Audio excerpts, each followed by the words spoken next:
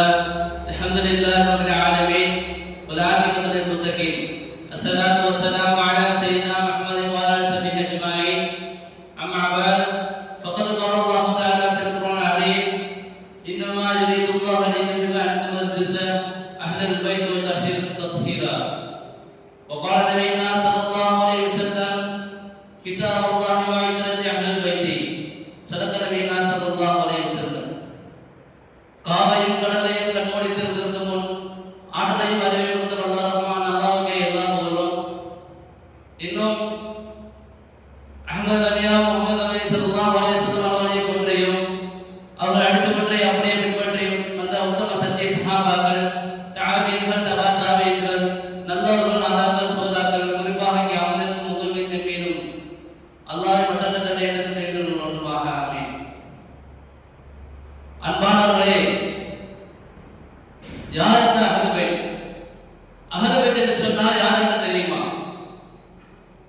இதை பற்றி நாயகம் ஸல்லல்லாஹு அலைஹி வஸல்லம் அவர்கள் ஒருமுறை கூறுகிறார்கள், தன்னுடைய மேலே உள்ள ஆடையை போர்வை எடுத்து ஹஜ்ரத் அலி இப்னு அபீ தாலிப் ரலியல்லாஹு அன்ஹு அவர்களையும் தன்னுடைய போர்வைகளை அணிந்து கொள்கிறார்கள்.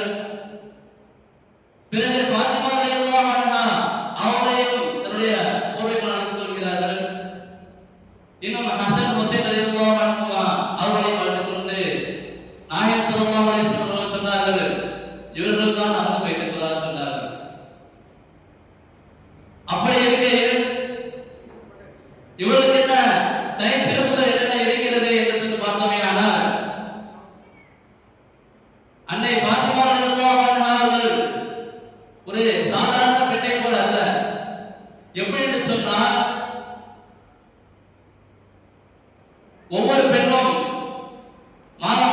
மாசமாக இருக்கும் பொழுது, ஹம்லாக இருக்கும் பொழுது தொழுவது என்பது இக்காலத்தில் பெரும் ஒரு சந்தேகமாக இருக்கிறது. ஆனால் அன்னை ஃபாத்திமா ரலியல்லாஹு அன்ஹா அவர்கள் நிறைவான கர்ப்பிணியாக இருந்தார்கள். அப்பொழுது அசர் தொழுகிறார்கள். அசர் தொழும் பொழுது தொழுது முடிந்த பிறகும் ஹசன் ரலியல்லாஹு அன்ஹு அவர்கள் பிறக்கிறார்கள்.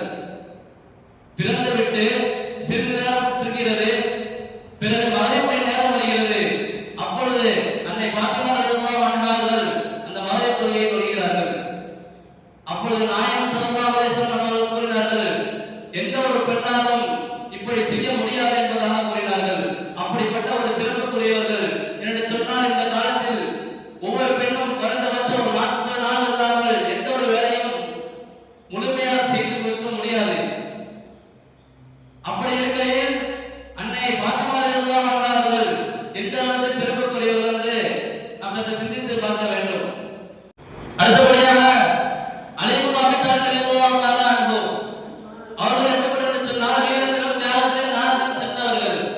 ஒரு முறை அவர் வந்து ஒரு கேள்வி கேட்கிறார்கள், எந்தெந்த பிராணியெல்லாம் முட்டையிட்டு குஞ்சு பொரிக்கும், எந்தெந்த பிராணியெல்லாம் குட்டி போட்டு பார்க்கும் என்பதாக கேட்கும் பொழுது, நாம் அதனை சற்று யோசித்து கோழி, புறா என்று நாம் சொல்லியிருக்கோம்.